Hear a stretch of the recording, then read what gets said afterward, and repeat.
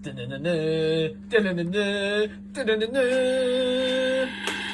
TV.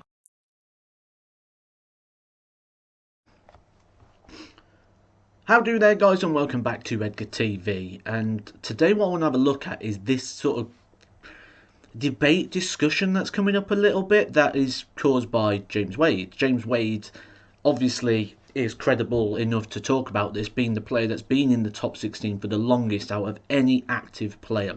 That video is available on Edgar TV if you'd like to see the world rankings based on the time in the top 16. James Wade is world number 1 on that. You'll also notice that on the list on the screen right now, James Wade is on both of them. That is number 7 in the big one at the side here. That is the current top 10 world rankings. And underneath me right here is number 3, which is the world rankings from 10 years ago. Now, recently, James Wade, and I'm not surprised he said this publicly because I've heard him say this many times on the practice board, that the top 10 is not as good now as it used to be. And what we're going to do today is we're going to have a little look at a few facts, a few bits of interesting notes to see if we can either back up his statement or if we can completely trash it. So we're going to have a look through some things. So the first thing what I'm going to do is just suggest just to take a moment to have a look at the top 10 on this side with the top 10 underneath me and partner them up. So Michael Van Gerwen, Phil Taylor, Peter Wright, Barneveld, Price and James Wade, etc, etc.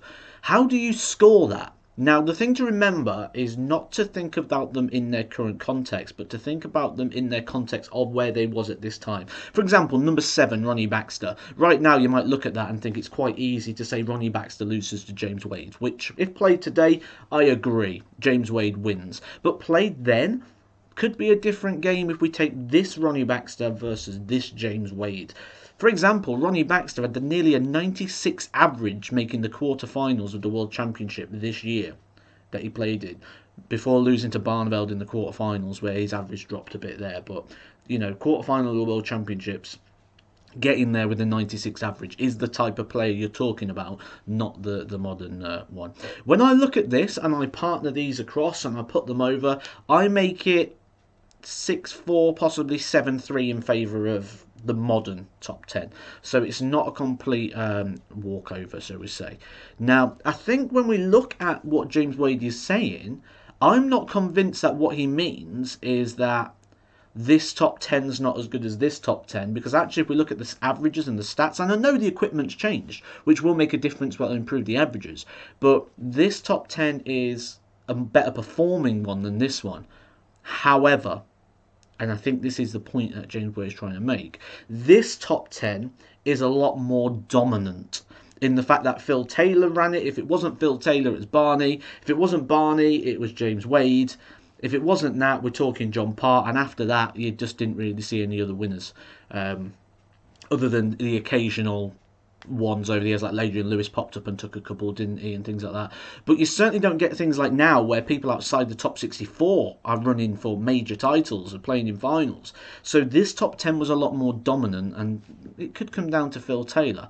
But if we look at the number 1 spot, Michael Van Gerwen and Phil Taylor, they probably match up quite well. The argument there of who is the best player ever is so close between the two. So realistically, we can say that they're pretty much the same sort of player at number 1, but Michael's not as dominant.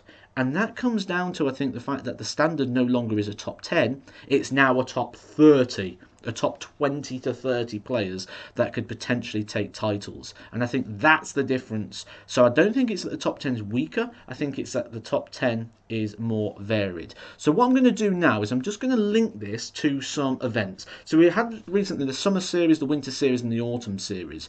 3 different ranking events that started from 0. We're going to compare to see how many of the top 10 players made it into the top 10 of those events, starting from 0 with everyone being on a level playing field.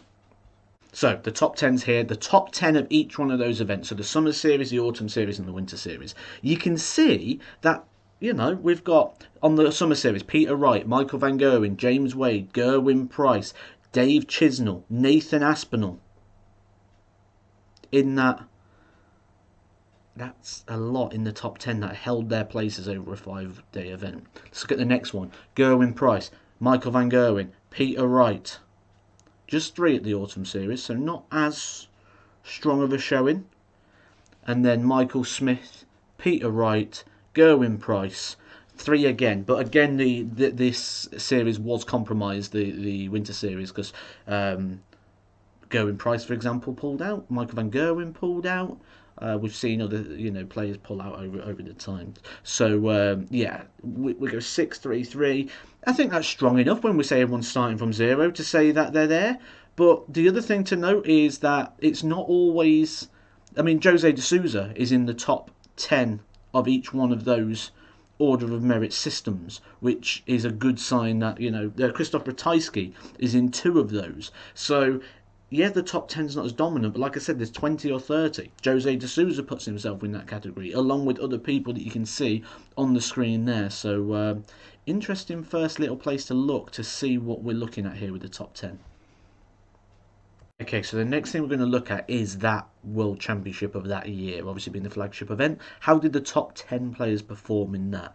Now, you can see clearly straight away the averages. So we took the top 10 of the World Championship that year. First one here at the top of the screen ends with a 94 on the top 10. Bottom one, 96. So we've increased the averages of the top 10 by 2 places. That's a fair jump on the depth. But when we look at the very highest of the averages, they're not quite as high as the Phil Taylor era, because that went up to 104. So the peak not quite as peaking on this event. So a little bit of legs in there. One thing that kind of loses the legs of the dominant side of things, though, is if you look at the amount of players that made the top 10 of the averages that year of the top 10 in the world. So if we look at the first one, Adrian Lewis, Phil Taylor. We've got James Wade, that's 3. Ronnie Baxter and Mervyn King, that's 5. If we look over at the normal one, today's one, we've got Michael van Gerwen, Ian White, Peter Wright, Dave Chisnall, Nathan Aspinall. It's 5 each. In terms of the dominance of the top 10, they're appearing the same. But it still keeps going back to that thing we're saying about that no longer is it a top 10, it's now a top 20, top 30. Think about with the football, with the Premier League, they used to call it the Big Four, didn't they? There used to be a Big Four in football, and it was who was going to break that Big Four. And I think that might be with darts. We had maybe a big few players, like we said, a limited amount of winners. But now people are winning majors off the deep in the rankings. Nathan Aspinall did. Dimitri Vandenberg did. Jose de Souza just has, although if you look at those series, as you can see that was on the horizon, that was coming. We've had Dirk van Duvenbode lose his card, go back to Q School, come back, and he's in the quarterfinals today, and he was in the final of the Grand Prix.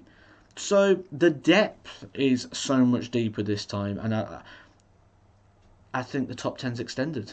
Let's see if we can do some more digging. One of the things we've also got to consider, though, is the exposure levels of players at the moment. Players getting more exposure to big experience moments. European Tour exists, more TV events. I mean, I've got here the 2010 calendar, and look, we've got the World Championships there, we've got the Grand Slam,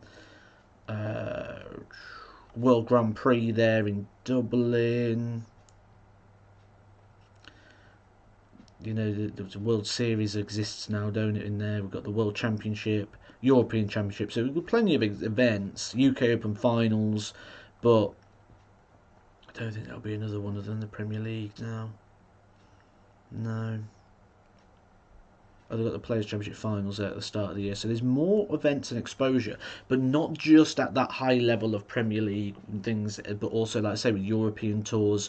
The Players' Championship's now extended to a 64-player field. So there's a lot more exposure for players. I think helps in terms of like the experience levels as well and the familiarity of it all.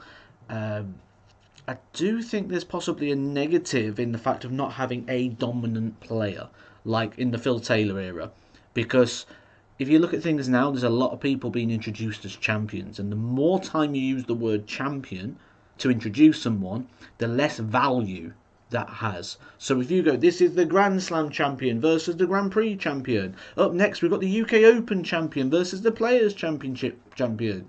Then we've got the European champion on later. If everyone's a champion, it devalues the word champion a little bit. So I think that could be the slight negative in the fact of not having a dominant player at the moment, like Phil Taylor was in that era. But I think in general, I don't think that the top ten's worse. I think the top ten's extended. And if we look at the stats have increased, but I think they've only increased with inflation in terms of the equipment getting better and things like that. I don't think it's increased as in like the standards rocketed any higher. I just think we've got more quality top 10 standard players now, which is showing in terms of new major winners, new major finalists, the rankings changing all the time in terms of ins and outs. What do you think, guys? Let me know what you think in the comment section below. I've tried to get as much of this data sort of thing together as I can, and that's sort of the closest I can get. I'll do a follow up to this once I've got a. I'll do a follow up. I'll do some more stats and things hopefully. So subscribe if you want to see a follow up to this. This is sort of like a. It's going to get my attention, this. I'm going to enjoy exploring this. I'm going to explore this deep. I'm going to explore this really, really deep. So if you want to see some more on this, guys, do hit that subscribe button. And also, you'll see in the corner of Edgar's Playground, I do have a second channel, which is non-darts related content. If you want to check that out, I'll put a video on the screen here. Just click that video if you want to head over there. And I'll see you soon, guys, for some more Edgar TV. Edgar TV.